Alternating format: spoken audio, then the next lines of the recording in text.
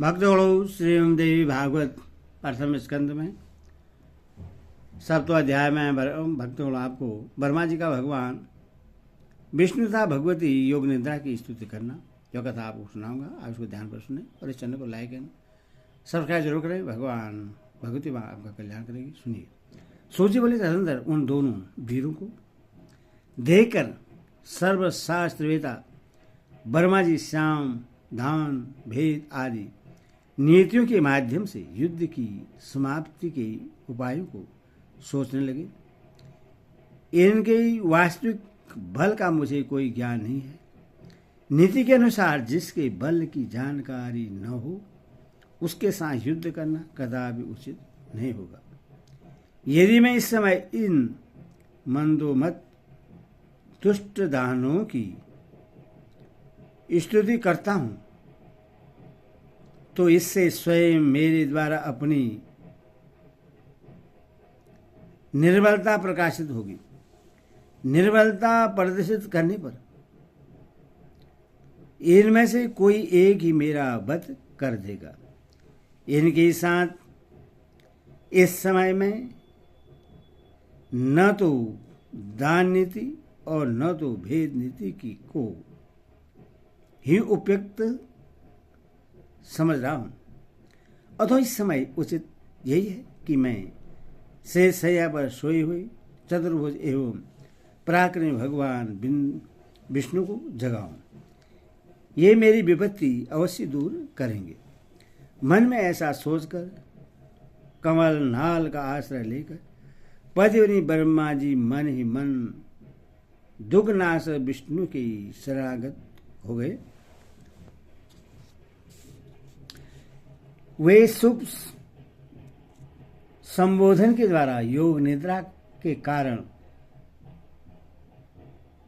स्पंदन रहित और नारायण जगतपति भगवान विष्णु को जगाने के लिए उनकी स्तुति करने लगे। ब्रह्मा जी बोले, हे दीनानाथ, हे हरे, हे विष्णु, हे वामन, हे माधव, भक्तों की पीड़ा हरने वाले, हे ऋषिकेश, हे सर्वव्यापनी, हे जगतपति, हे अनंत स्वरूप, हे वासुदेव, हे अंतरामित, हे जगत के स्वामी, हे दुष्टों तथा शत्रु का सार करने में एकाग्र चित्त वाले, हे चक्रधर, हे गदाधर, हे सर्वज्ञ, हे सर्वलोकेश, हे सर्वशक्ति संपन्न, हे दिवेश, हे दुख नाशन, अब आप उठिए और मेरी रक्षा कीजिए। हे विश्वंभर, हे विशालाक्ष, हे पूर्ण स्वर्ण,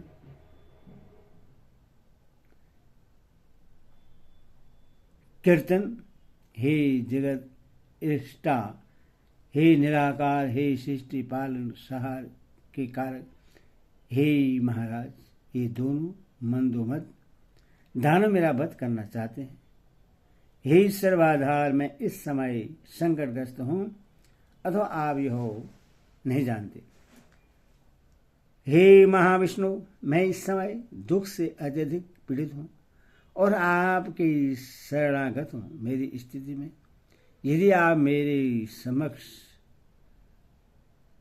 मेरी उपेक्षा करोगे तो आपका जगन पालन का नियम निरर्थक हो जाएगा।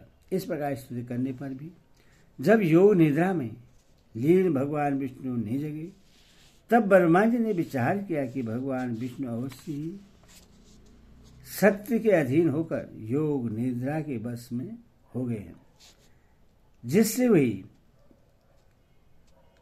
धर्मात्मा नहीं जग रहे हैं। अथवा दुख से पीड़ित मैं इस समय क्या करूं?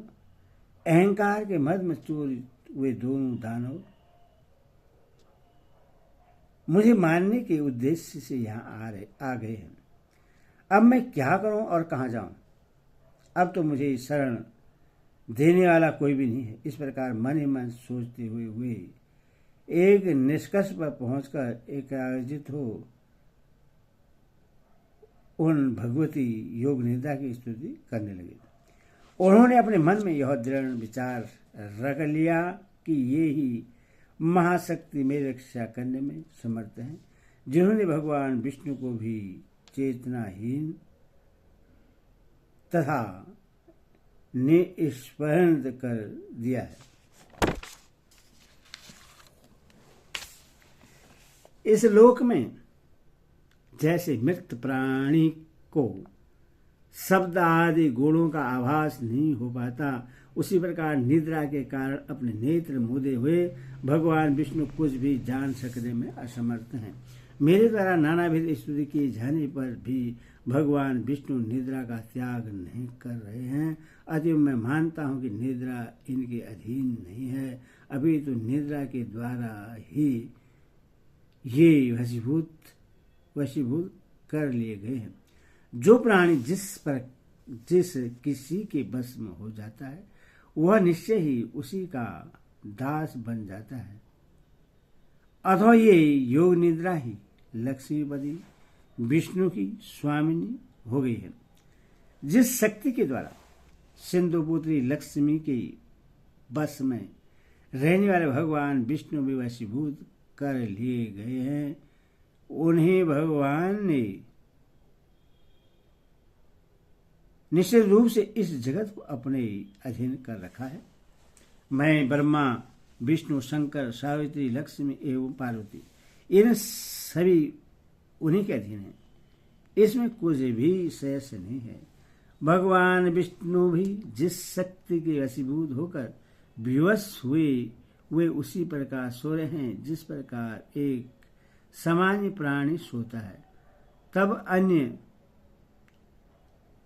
महापुरुषों के विषय में क्या कहा जाए। अधो अब मैं योग निद्रा का ही स्तवन करूंगा, जिनकी कृपा से निद्रा मुक्त होकर जनार्दन सनातन भगवान वासुदेव युद्ध के लिए उद्योग करेंगे। तदंतर ऐसे निश्चय कर कमलनाल पर विराजमान ब्रह्मा जी भगवान विष्णु के अंगों में व्याप्त उन योग निद्रा की स्तुति करने लगे। ब्रह्मा जी ने कहा, हे देव, इस जगत का कारण आप ही हैं। वेद वाक्यों से मुझे ऐसा ज्ञान हुआ है हे अम्ब, आपकी ही शक्ति से संपूर्ण विश्व को ज्ञान देने वाले पुरुषोत्तम अथवा विष्णु भी समय योग निद्रा के बस में हो गए हैं। हे माता, समग्र लोक को मोहित कर देने वाली आपकी लीलाओं को कौन जान सकता है।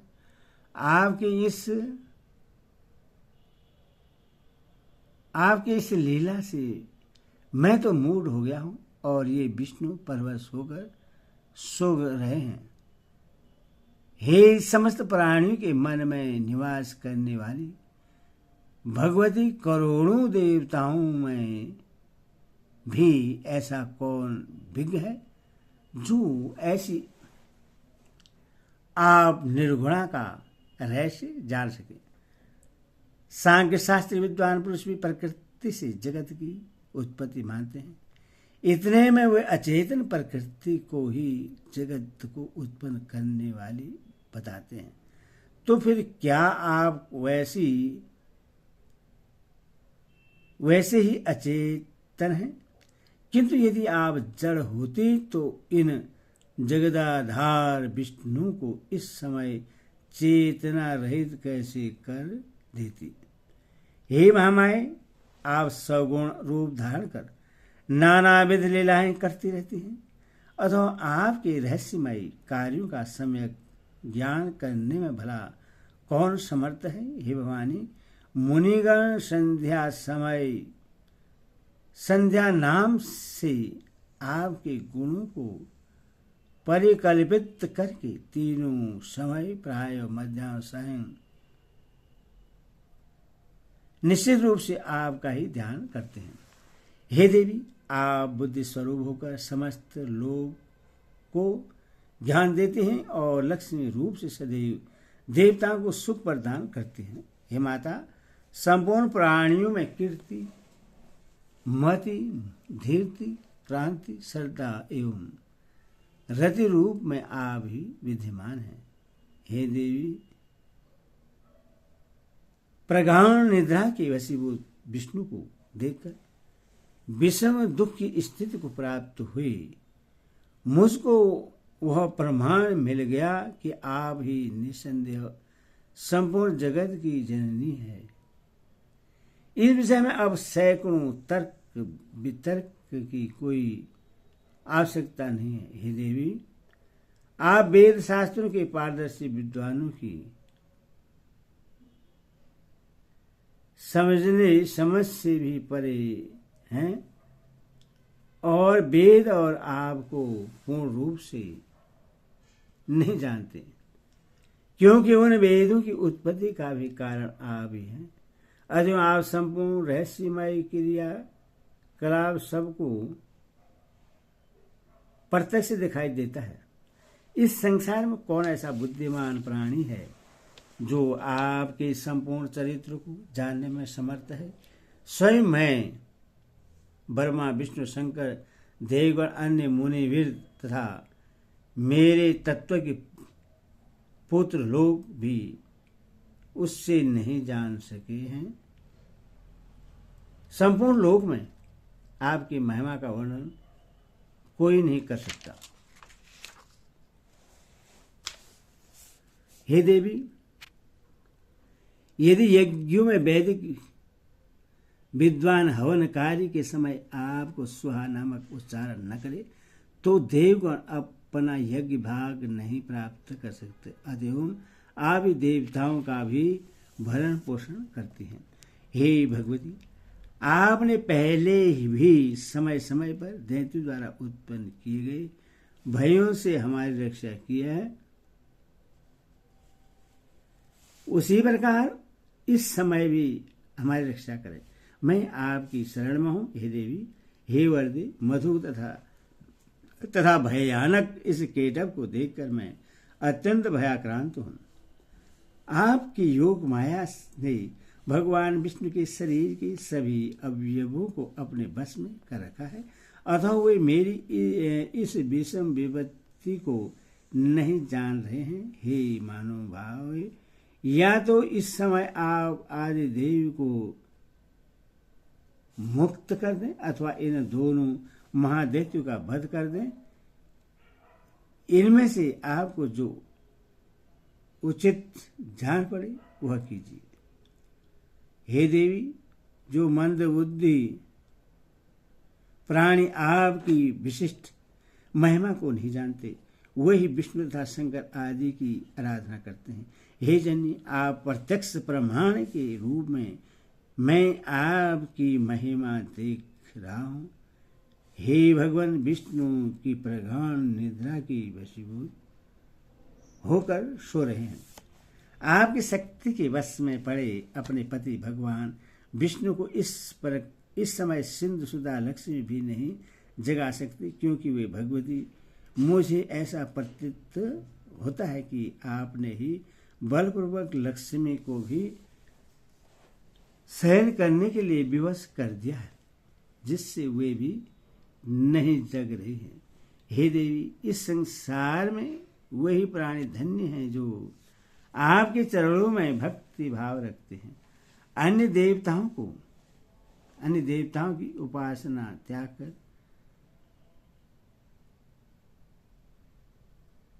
आपके ध्यान में लीन रहते हैं और आपको ही संपूर्ण कामनाएं पूर्ण करने वाली कामधेनु तथा समस्त लोक की जननी मानकर आपका वचन करते हैं। बुद्धि, कांति, यश, शुभ वृत्ति आदि गुण इस समय भगवान विष्णु का परित्याग कर कहाँ चले गए? हे भगवती, अतिशय मान वाली आपकी ही शक्ति से भगवान विष्णु इस समय निद्रा के वंशवर्ती हैं। वंशवर्ती हो गए हैं।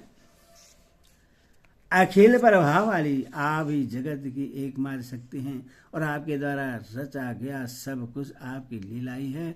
जैसे कोई नट अपने ही द्वारा निर्मित नाट्य में अभिनय करता है, उसी प्रकार आप भी अपने ही द्वारा निर्मित योग मोह जाल में नानाविध लीला करती रहती हैं। युग के आरंभ में आपने सर्वप्रथम विष्णु का सृजन किया, सबके पालन के लिए उन्हें निर्बल शक्ति प्रदान की और इस प्रकार समस्त जगत की रक्षा की। उन्हीं भगवान विष्णु को निद्राभिभूत कर आपने इस समय सुला दिया है। हे अम्ब, आपको जो उचित जान पड़ता है आप निश्चित रूप से वही क्या करती हैं। हे भगवती, यदि आप मेरी सृष्टि करके मुझे नष्ट कर देने की इच्छा नहीं रखती तो अपना यह मौन त्याग कर मेरे ऊपर दया कीजिए। हे भवानी, आपने काल रूप इन दोनों दानों को किस लिए उत्पन्न किया है? कहीं आपने मेरे उपास के लिए भी ऐसा नहीं किया है। हे भवानी, आप मुझे आपके अद्भुत चरित्र का ज्ञान हो गया है। समस्त जगत की रचना करके आप उसी में स्वच्छंदता से विहार करती हैं तथा पुनः उससे अपने में जैसे समाहित कर लेता है, उसी प्रकार मुझे नष्ट कर देना चाहती हैं तो इसमें कोई विचित्र बात नहीं है। हे माता, यदि आप यही चाहते हैं कि मेरा वध कर दीजिए, हे जगदम्बे, मुझे मरण जनित दुख की लेश मात्र भी चिंता नहीं है। हाँ, आपको यह महान कलंक अवश्य लगेगा कि आपने जिससे सर्वप्रथम सृष्टिकर्ता बनाया उससे दैत्य ने मार डाला। हे देवी, अब आप उठिए और अपना अद्भुत रूप धारण कीजिए। हे बाल लीला करणी, आप अपने इच्छानुसार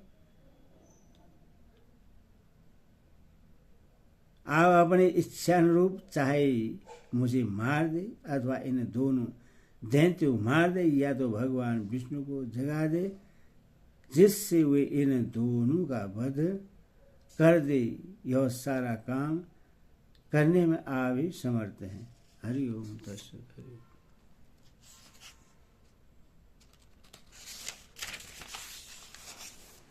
सूजी बोले, ब्रह्मा जी के द्वारा इस प्रकार स्तुति किए जाने पर विष्णु के शरीर से निकलकर तामसी देवी उनके समीप खड़ी हो गई। तदनंतर अतुल्य तेज वाले विष्णु के समस्त अंगों को छोड़कर योग निद्रा उन दोनों का सहार करने के लिए बाहर निकल आए। योग माया के प्रभाव से मुक्त हुए वे जनार्दन जब चेतना युक्त शरीर वाले हुए तब उन विष्णु को देखकर ब्रह्मा जी को परम प्रसन्नता हुई। एरे श्रेम देवी भागवत महापुराण षष्ठाव 10 सहस्त्रान सहितानां प्रथम स्कंदे विष्णु परोध नाम संवस्तु अध्याय। हरि ओम तत्सत। भगवन्माता की जय।